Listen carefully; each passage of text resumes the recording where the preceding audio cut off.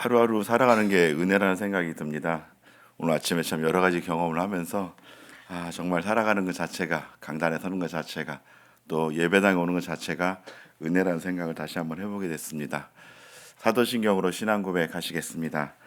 나는 전능하신 아버지 하나님 천지의 창조주를 믿습니다. 나는 그의 유일하신 아들 우리 주 예수 그리스도를 믿습니다. 그는 성령으로 잉태되어 동정녀 마리아에게서 나시고 본디오 빌라도에게 고난을 받아 십자가에 못 박혀 죽으시고 장사된 지 사흘 만에 죽은 자 가운데서 다시 살아나셨으며 하늘에 오르시어 전능하신 아버지 하나님 우편에 앉아 계시다가 거기로부터 살아있는 자와 죽은 자를 심판하러 오십니다. 나는 성령을 믿으며 거룩한 공교회와 성도의 교제와 죄를 용서받는 것과 몸의 부활과 영생을 믿습니다. 아멘. 찬송 391장 오 놀라운 구세주 391장 함께 하나님 앞에 찬양 올려드리겠습니다.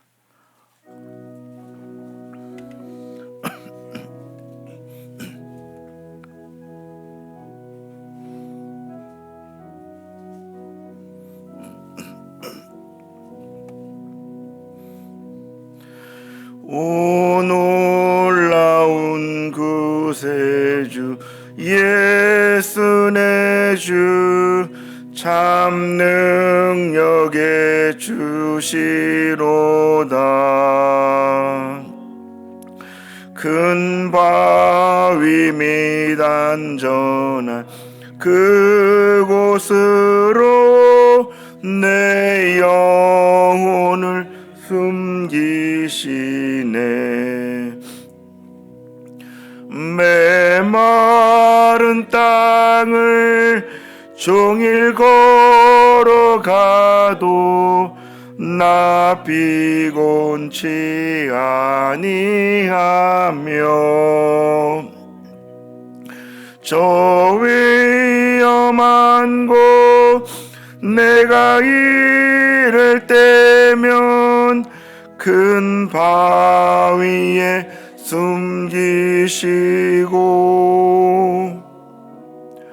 주 손으로 덮으시네. 오 놀라운 구세주 예수 내 주 내 모든 짐 벗기시네.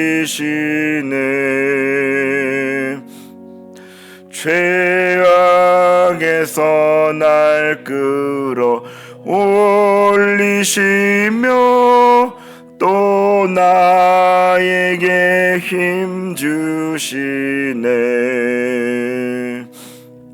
메마른 땅을 종일 걸어가도 나 피곤치 아니하며 저 위험한 곳 내가 이를 때면 큰 바위에 숨기시고 주 손으로 덮으시네. 측량 못할 은혜로 채우시며 늘 성령에 감아주사 큰 기쁨 중 주님을 찬양토록 내 믿음을 도우시네. 메마른 땅을 종일 걸어가도 나 피곤치 아니하며 저 위험한 곳 내가 이를 때면 큰 바위에 숨기 숨기시고 주 손으로 덮으시네. 주 예수님 공중에 임하실 때 나 일어나 맞이하리. 그 구원의 은총을 노래하리. 저 천군과 천사 함께 메마른 땅을 종일 걸어가도 나 피곤치 아니하며 위험한 곳 내가 이를 때면 큰 바위에 숨기시고 주 손으로 덮으시네. 아멘. 하나님 아버지 감사를 드립니다. 정말 매 순간 또 모든 상황마다 하나님의 은혜가 아니면 어떻게 살아갈 수 있는지 참 하나님의 은혜를 다시 한번 생각해 보는 아침입니다.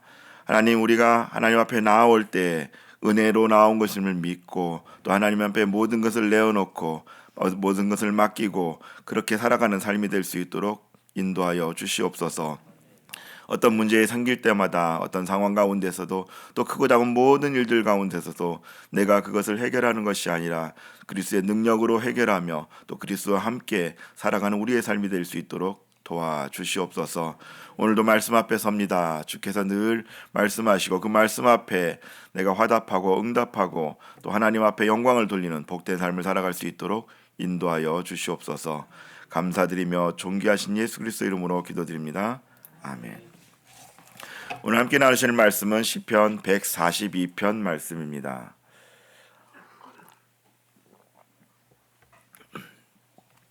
시편 142편 1절로부터 7절까지의 말씀을 저와 여러분이 한 절씩 교독하겠습니다. 제가 먼저 141편 1절 읽겠습니다. 내가 소리내어 여호와께 부르짖으며 소리내어 여호와께 간구하는도다. 내가 내 원통함을 그의 앞에 토로하며 내 우환을 그의 앞에 진술하는도다. 내 영이 내 속에서 상할 때에도 주께서 내 길을 아셨나이다. 내가 가는 길에 그들이 나를 잡으려고 올무를 숨겼나이다. 오른쪽을 살펴보소서. 나를 아는 이도 없고 나의 피난처도 없고 내 영혼을 돌보는 이도 없나이다. 여호와여, 내가 주께 부르짖어 말하기를 주는 나의 피난처시오 살아있는 사람들이 땅에서 나의 분기이시라 하였나이다. 나의 부르짖음을 들으소서. 나는 심히 비천합니다. 나를 핍박하는 자들에게서 나를 건지소서. 그들은 나보다 강하니이다. 함께 읽습니다. 내 영혼을 옥에서 이끌어내사 주의 이름을 감사하게 하소서. 주께서 나에게 갚아주시리니 의인들이 나를 두루리이다. 아멘. 오늘은 유일한 피난처라는 제목을 가지고 말씀 나누려고 합니다.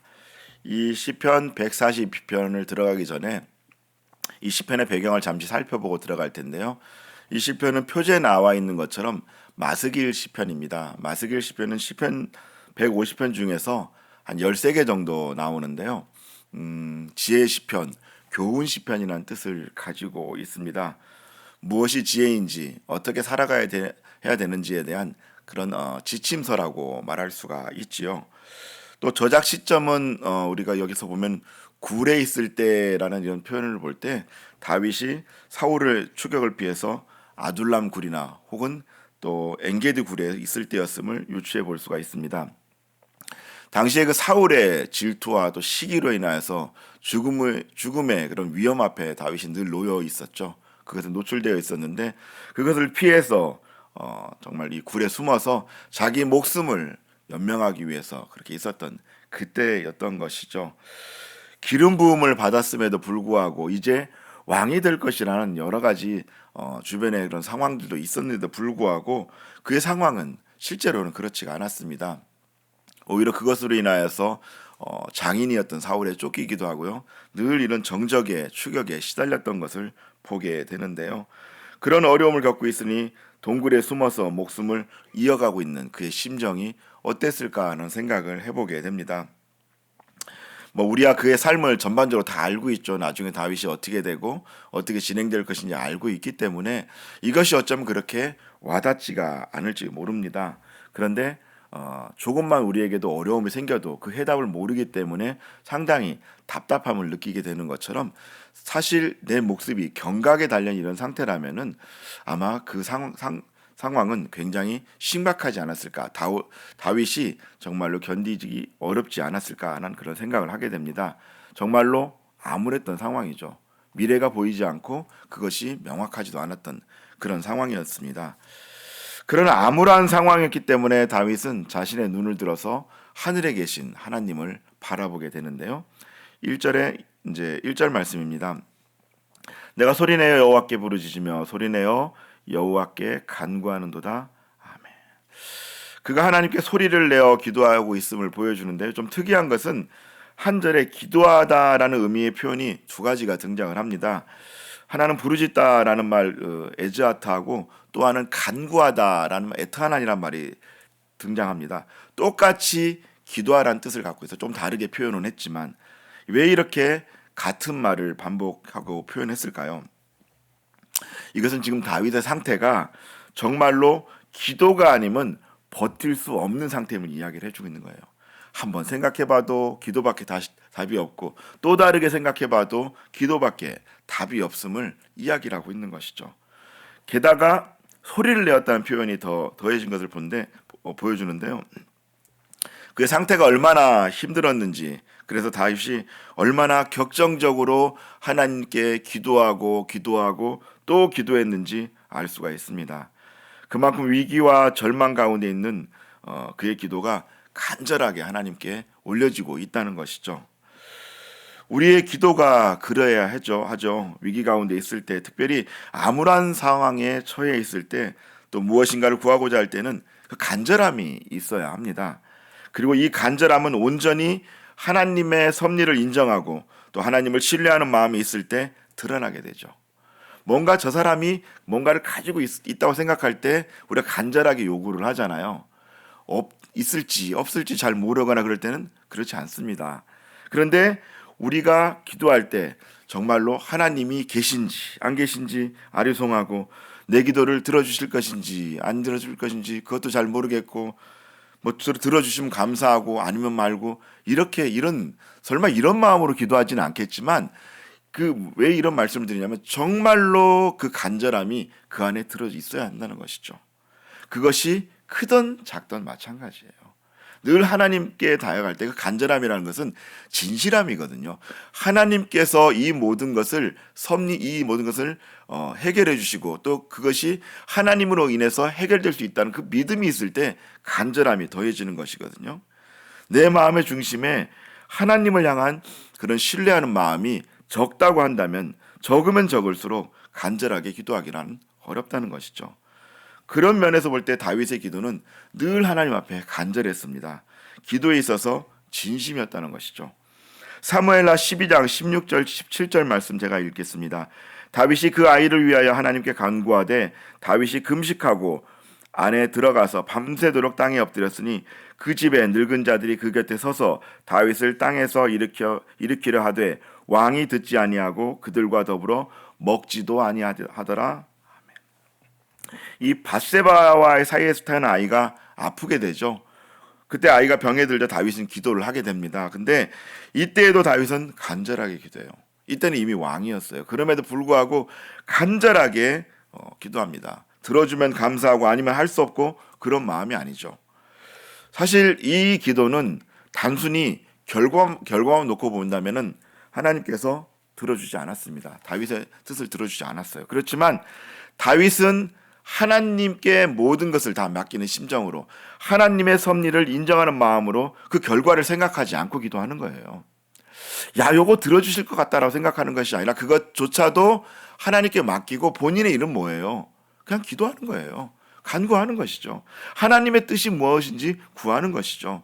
모든 것은 하나님의 뜻임을 믿었기 때문에 자신의 이런 진정성과 간절함을 늘 기도에 담았던 것이 다윗의 기도였습니다. 오늘 본문에서도 다윗이 이렇게 간절하게 기도한 것은 그의 상황이 참으로 심각하고도 어려운 상황이었기 때문인데요. 이어지는 2절을 통해서 그가 간절하게 부르짖은 이유가 무엇인지 살펴볼 수가 있습니다. 2절 말씀 함께 읽겠습니다. 시작. 내가 내 원통함을 그의 앞에 토로하며 내 우환을 그의 앞에 진술하는도다. 다윗이 부르짖는 내용이 구체적이고 또 명확하게 표현되어 있는데 원통함과 우환이 그에게 닥쳐 있음을 진술하고 있습니다. 이것은 여호와를 향한 그 불평이라기보다는 자신이 겪고 있는 상황의 절박함으로 인해서 자신의 마음속에 아주 고통이 가득 차 있다라는 것을 하나님께 토로하고 있는 거예요. 실제로 이 토로하라는 말, 이 샤파크란 말은 미완료용어로 쓰여져 있어요. 그러니까 계속 이 샤파크란 뜻 자체도 한번 좀 볼 필요가 있는데 이게 무슨 뜻이냐면요, 물을 확 쏟아버린다는 뜻이에요. 물이 가득 들어있는데 그것을 그 앞에 확 부어놓는 거예요. 근데 그것을 계속해서 하고 있어요. 얼마나 답답하면, 얼마나 그 마음이 상심해 있으면, 얼마나 이 상태가 암울하면 계속해서 하나님 앞에 쏟아넣듯 그렇게 기도를 하고 있는 것이죠. 우리가 마음이 답답할 때, 물론 이제 그렇지 않을 때도 늘 예배당에 와서 기도합니다. 일상적으로 우리가 예배당에 와서 또 간구하기도 여러 가지 기도 제목을 하는데, 특별히 마음이 답답할 때 와서 기도하면 어떻습니까? 격정적으로 쏟아놓죠. 막 또 방언하실 수 있는 분들은 또 방언을 하기도 하고 소리치기도 하고, 그래서 음악이 있는 게 참 감사하더라고요. 막 쏟아놔도 막 이렇게 좀 너무 고요하면 거기서 혼자 그러기가 좀 그렇잖아요. 근데 막 쏟아놓죠. 자신의 상태를 하나님께 올려드리는 거예요. 다윗이 이렇게 계속해서 쏟아놓는 걸 보면은 그의 정말 상태가 어떤지 우리가 짐작해 볼 수가 있죠. 다윗은 그것이 온전하게 자신이 사는 길임을 알고 있었던 겁니다. 우리 역시 세상을 살아가다 보면 여러 가지 모양으로 내 마음이 원통하고 또 힘든 일을 당할 수가 있죠. 그렇다고 해서 방황하거나 또 떠돌아다니면서 혹은 또 술집을 전전하거나 아니면 허탄한 것을 쫓고 여러 가지 다른 것에 빠져서는 안 됩니다. 답이 나오질 않아요. 실제로 그렇게 해보더라도요, 별로 해결되는 것도 없습니다. 집에 돌아올 때는요, 그 허탄함 그대로 갖고 오고요, 아침에 일어나면 똑같습니다. 아무리 이야기를 해도 그 사람들이 내 마음을 다 이해하지 못합니다. 조금 마음이 좀 시원해질 수는 있어도 온전하게 내 문제가 해결되지 않죠. 역설적이지만 바로 이런 때가 하나님을 만날 때이고요, 바로 이런 때가 하나님의 은혜를 받을 때입니다. 그렇다면은 은혜 받는 곳으로 와야죠. 은혜 받을 수 있는 곳으로 와야죠. 하나님이 부르시는 곳, 하나님께서 원하시는 그 베델로 돌아와야 되는 겁니다. 혼자 있는 것 같은 그런 상태에서 계속해서 그 낙심 가운데 머물러 있어서는 안 돼요. 반드시 하나님께로 돌아와야 됩니다. 세겜 땅에 갔던 야곱이 어려움을 당하니까 어떻게 해요? 창세기 35장에서 돌아갑니다. 하나님 앞으로 돌아가요. 거기에 답이 있는 것이죠. 다윗 역시 그런 상황에서 돌아보니 진정으로 자신이 도와줄 사람이 아무도 없음을 깨닫게 되는 것이죠. 정말 고립무원의 상태라는 것을 다윗이 알게 됩니다. 4절 말씀입니다. 함께 읽습니다. 시작. 오른쪽을 살펴보소서. 나를 아는 이도 없고 나의 피난처도 없고 내 영혼을 돌보는 이도 없나이다. 아멘. 보통 이 히브리인들이 말하는 이 오른쪽은 힘이 있는 자 혹은 구원자들이 서 있는 곳이에요. 그래서 예수 그리스도께서 하나님의 우편에 앉아 계신다는 것도 그런 의미가 이제 담겨져 있습니다. 그런데 지금 다윗의 오른쪽에는 아는 사람도 없고 피난처도 없고 그의 영혼을 돌봐줄 사람도 없다라고 얘기해요. 그러니까 자신을 보호하고 은혜를 입을 수 있는 어떤 것도 없음을 하나님께 토로하고 있는 거예요. 하나님, 저 정말 아무것도 없네요 라고 얘기를 하고 있는 거죠. 오랫동안 사울에게 쫓기는 생활을 하면서 다윗의 몸과 마음과 영혼이 피폐될 대로 피폐되어진 상태입니다. 게다가 주위에는 이처럼 의지할 대상도 없고 피할 곳도 없고 그를 염려해 주는 사람도 없어요. 자기 몸 하나 건사하기 힘들어요. 도망 다니는데 뭘 누가 누굴 챙깁니까? 그저 목숨 부지하는 게 전부죠. 철저하게 사람들로부터 소외당하고 또 외면당하고 또 곤혹스러운 이런 형편에 자신이 처해 있는 것을 다윗이 이야기를 하고 있는 것이죠. 이런 절망 가운데 있으면서 다윗은 자신의 한계를 깨닫게 됩니다. 6절 말씀입니다. 한 목소리를 읽겠습니다. 시작. 나의 부르짖음을 들으소서. 나는 심히 비천하니이다. 나를 핍박하는 자들에게서 나를 건지소서. 그들은 나보다 강하니이다. 아멘. 다윗은 겸허한 마음으로 자신의 한계를 인정하고 하나님께 도움을 구합니다. 이 비천하다는 말은 낮아지고 또 가난하게 되고 이런 것을 뜻하는데요. 여기에 이제 심이라는 부사를 또 함께 붙여서 철저하게 바닥까지 내려가 있다라고 이야기를 하는 거예요. 이게 무슨 뜻이냐면 곤두박질 쳤다는 뜻이에요. 그냥 친 게 아니라 높은 데 떨어져 바닥에 완전히 처박혔다는 뜻입니다.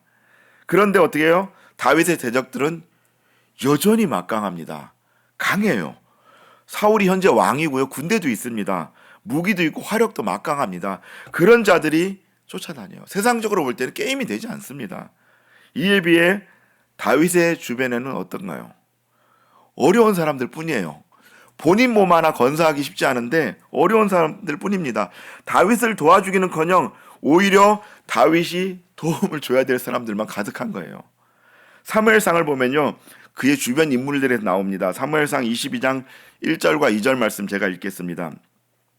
그러므로 다윗이 그곳을 떠나 아둘람 굴로 도망하매 그의 형제와 아버지의 온 집이 듣고 그리로 내려가서 그에게 이르렀고 환난당한 모든 자와 빚진 모든 자와 마음이 원통한 자가 다 그에게로 모였고 그는 그들의 우두머리가 되었는데 그와 함께한 자가 400명 가량이었더라. 제가 이거 보면서 웃음이 나더라고요. 아니 어떻게 이렇게 됐느냐. 정말 이게 기가 막혀서 웃음이 나오는 거예요. 이런 일들을 당해본 적이 있으시죠? 저도 예전에 이런 일을 당해본 적이 있거든요. 아니 주변에 이런 너무 안 되면요 기가 차서 웃음이 나와요. 한마디로 사회에서 가진 어려움에 처한 자들이 다 있는 거예요. 그것도 한두 명이 아니죠. 400명이나 있어요. 400명. 그중에 우두머리가 됐대요. 참 아무리 눈을 씻고 봐도 다윗 오른편에 서서 제가 도와줄게요 라고 할 사람이 없는 상태입니다. 이런 상황이다 보니 다윗이 자신의 한계를 느끼게 되죠. 도저히 어떻게 해볼 수가 없잖아요. 자신의 힘으로는 도저히 안 될 것 같다는 것을 느끼는 것이죠. 우리에게 그런 상황이 있죠. 엎친 데 덮친 격이란 말처럼 어려운 상황들이 계속 이렇게 몰려들기도 합니다. 문제 하나만 있어도 해결이 안 되는데 막 400가지 문제가 막 다가온다고 생각해 보세요. 정말 답이 안 나오죠. 입이 이렇게 모아지죠. 그거 너무 심하다, 그죠? 근데 다윗 상태가 그랬어요, 지금. 문제가 계속해서 주변 해결해 줄 문제가 많아요. 왜냐하면 다윗이 뭐예요? 우두머리라고 그래서. 그럼 우두머리 그걸 해결해 줘야 돼요. 근데 본인도 본인 문제가 해결이 안 되는 상황입니다. 그런 상황에 계속해서 놓이게 되면요. 자신의 한계를 느끼게 돼요. 내가 할 수 있는 것이 없다. 이렇게 한계를 느끼게 됩니다. 그런데요. 그 한계를 느끼는 게 중요해요. 그 한계를 느끼지 않으면요. 여전히 내가 뭔가를 하려고 애를 씁니다. 여전히 누가 봐도 해줄 수 없는 상황인데도 불구하고 내가 막 하려고 해요. 한계를 느끼면 어떻게 돼요? 그것을 해결할 수 있는 분을 찾게 되죠. 이 한계를 느끼게 되니까 그 문제의 키를 가지고 계신 분을 찾게 되는 거예요. 계속해서 그 한계를 느끼지 않고 그 문제를 붙잡고 있으면 결국은 그 문제와 함께 침몰해 버립니다. 내 삶이 거기서 끝나버려요. 다윗은 자신의 한계 상황을 분명하게 인식하였기 때문에 자신의 문제의 키를 하나님께 구하고 있는 것입니다. 자신이 알고 있는 방법이나 세상적인 어떤 방법으로도 이거를 해결할 수 없는 것을 알고 있었던 것이죠. 그래서 다윗은 지금 자신의 문제의 상황을 내어놓고 하나님께 구원을 요청합니다. 7절 말씀입니다. 내 영혼을 옥에서 이끌어내사 주의 이름을 감사하게 하소서. 주께서 나에게 갚아주시리니 의인들이 나를 두르리이다. 아멘. 계속되는 사울과 그 무리들의 추격으로 인해서 몸도 마음도 또 영혼도 다 지쳐버린 이런 절망감에 있고 또 외로움에 있고 무력감에 있는 자신이 정말 캄캄한 감옥에 있는 것처럼 이렇게 있는 자신을 구원해 줄 유일한 분이 하나님임을 고백하고 있는 거예요. 이 상황에서 건져낼 분은 오직 하나님밖에 없음을 고백하고 있는 것이죠. 그가 처해 있던 그런 극심한 어려움, 손 하나 정말 까딱할 수 없을 정도로 아무것도 할 수 없는 무기력한 상황, 자신처럼 이렇게 도움이 필요한 자만 400명가량이 주변에 있는 그런 참담한 상황에서 건져내줘 줄 분이 유일하게 하나님 한 분밖에 없음을 알고 있었던 것이죠. 도저히 이런 상황에서 벗어날 가능성이 없어 보이는 그때에 다윗은 오직 주로 인하여서 감옥에서 회복될 수 있음을 고백하고 있습니다. 자신의 능력이 아니라 하나님의 능력으로 살아가는 방법을 이제 선택하게 된 것이죠. 그렇습니다. 우리의 삶의 자리에서도 여전히 어려운 문제들이 있다고 말씀드렸습니다. 이 어려운 문제는요, 남들이 보기에는요, 작게 보일 수도 있어요. 또 작은 문제는 그러면 그냥 내가 갖고 있느냐, 그렇지 않아요. 어려운 문제도 갖고 나와야 되지만 모든 문제가 있을 때, 문제가 없을 때도 마찬가지예요. 내가 잘 풀리는 것 같지만 내 앞에 올가미가 있는지 함정이 있는지 뭐가 있는지 알지 못합니다. 늘 하나님과 그러니까 교통해야 되죠. 매 순간 그런 능력이신 주님을 붙잡고 가야 되는 겁니다. 내가 잠시 갈 수 있다고 생각하고 가지만 그렇지 않아요. 베드로가 풍랑 가운데 주를 바라보면은 물 위로 걸을 수 있지만 놓치니까 어떻게 돼요? 금방 다시 물에 빠집니다. 하나님께서 길을 열어주셔야 그 모든 것이 해결되고 건져내질 수 있고 감옥에서 나올 수가 있는 겁니다. 스스로는요, 나올 수가 없죠. 그런데도 여전히 내 오른편에 다른 어떤 방법이 있는지 해서 그거를 찾아보고 기웃거리고 그것이 나를 도울 것이라고 생각하고 그것을 붙잡고 있지는 않은지 돌아봐야 되는 것이죠. 주님께서 감옥 같은 상황에서 우리를 이끌어내실 수 있습니다. 오직 주님으로 인하여 우리의 삶의 자리가 온전하게 회복될 수가 있습니다. 이것을 믿음으로 그리스도의 능력으로 살아갈 때 나의 모든 삶이 온전하게 됩니다. 사실 다윗은 이미 이렇게 하나님을 붙잡고 가야지만 모든 것이 해결되고 주님만이 유일한 해법임을 알고 있었습니다. 그래서 3절에서 이렇게 고백한 것이죠. 3절 말씀 함께 읽겠습니다. 3절 시작. 내 영이 내 속에서 상할 때에도 주께서 내 길을 아셨나이다. 내가 가는 길에 그들이 나를 잡으려고 골무를 숨겼나이다. 아멘. 이 상할 때에도라는 말에는 자신이 처한 상황으로 말미암아 이 고통으로 인하여서 마음이 이제 상실된 마음, 또 의욕을 잃은 상태를 담고 있는데요. 다윗 상태가 어느 정도 상태였는지 공동 번역을 찾아보면 조금 더 명확하게 나와 있어요. 거긴 공동 번역에 이렇게 되어 있습니다. 상할 때에라는 말이 내가 숨이 넘어갈 듯 허덕일 때라는 표현으로 되어 있어요.